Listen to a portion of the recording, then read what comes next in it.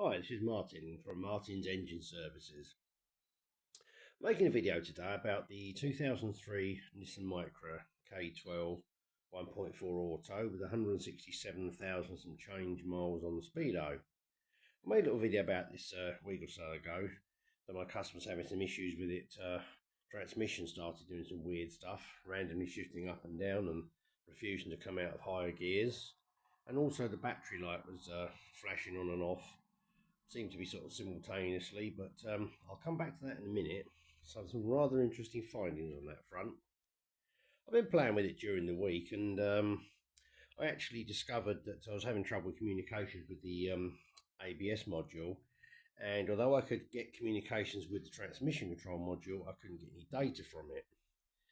I started going down a bit of a rabbit hole with this, expecting it to be all manner of issues, and I actually dug out the transmission control unit. So I heard these can actually get corroded on the circuit board, but that wasn't the case. So I dug out my trusty old snap-on motors here, which I still use quite often with the oscilloscope, and that communicated with all the modules no problem. So it's just a little bit of an older software versus newer software issue. All the modules were fine, no fault codes in them at all, so that ruled out that as a problem.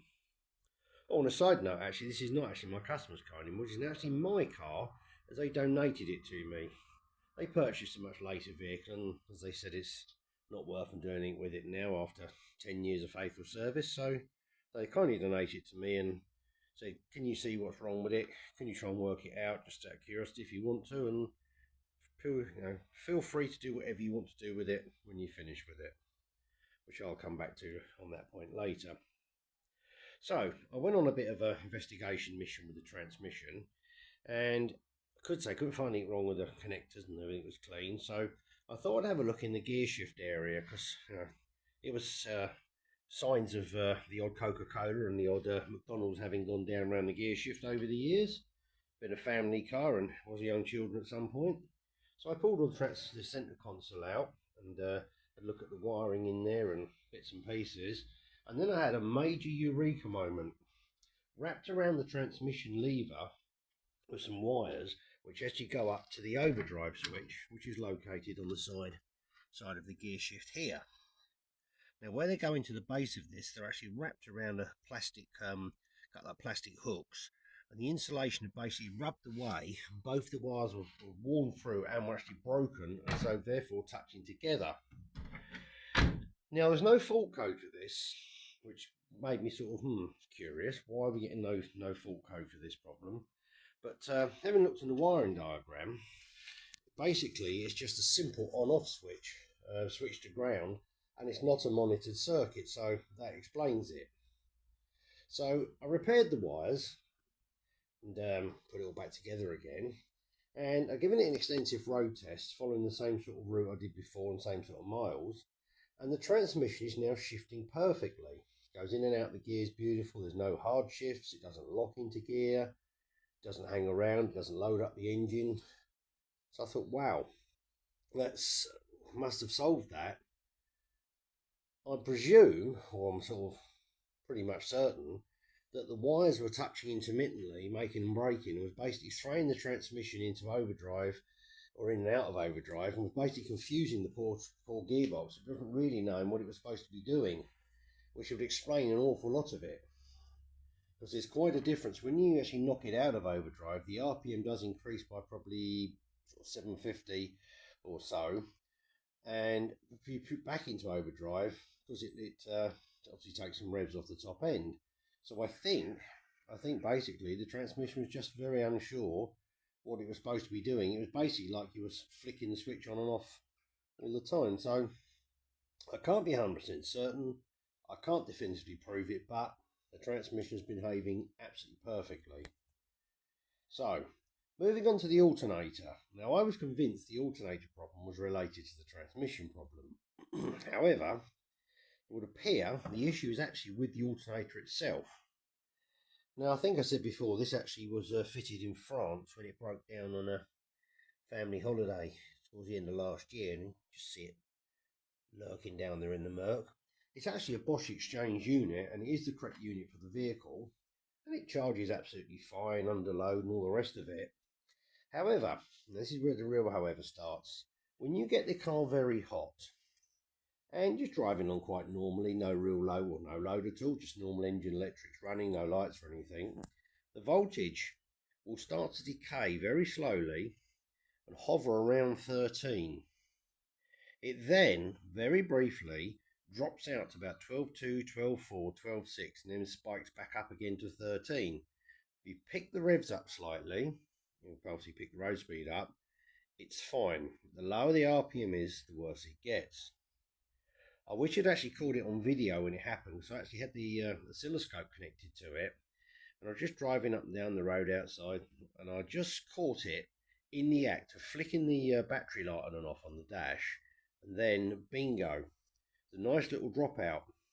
Very, very briefly, literally for a split of part of a second, it dropped off, back in, out, and at one point, lowest recorded voltage was 12.3.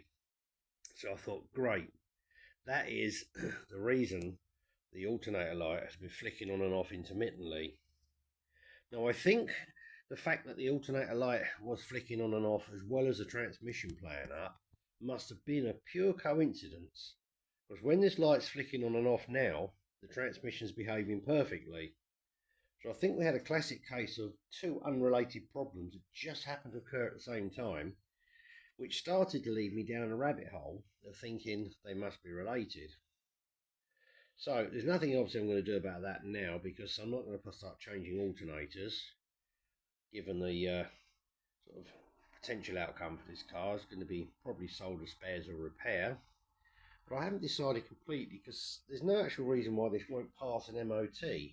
It drives superbly, the brakes absolutely fantastic, the steering's lovely, it doesn't clonk or bonk or make any horrible noises, and it really is a sweet little car to drive. All the tyres are good and everything works on it, so I think it would go an MOT.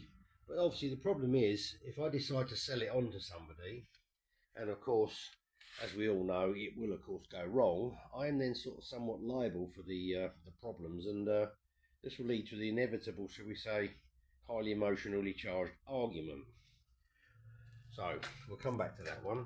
The only real thing on the bodywork is it's had a bit of a patch up around the arch here and a tiny little bit like that. And there is actually a little bit on the door, but that's about it rust-wise. Underneath is fine, so everything seems to be good.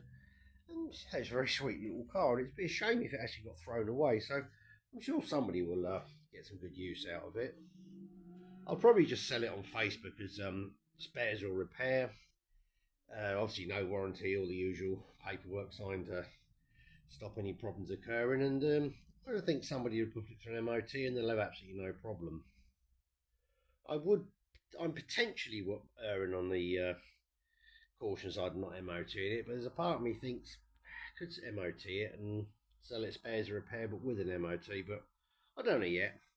I'd just like to see it go on to be used by somebody for a little run around or something, because I think it would be quite a shame if this small little car got thrown away now, considering it's still got, I think, plenty of years of good life left in it. I've given it a little clean up and a little wash, and it's all tidied up rather well. The interior is pretty good, and glove box is out at the moment. I was looking at the gearbox ECU, but I think it's got the books. I've got quite a bit of history with it, and everything seems nice, and seats have held up remarkably well, and altogether I think it's done remarkably well.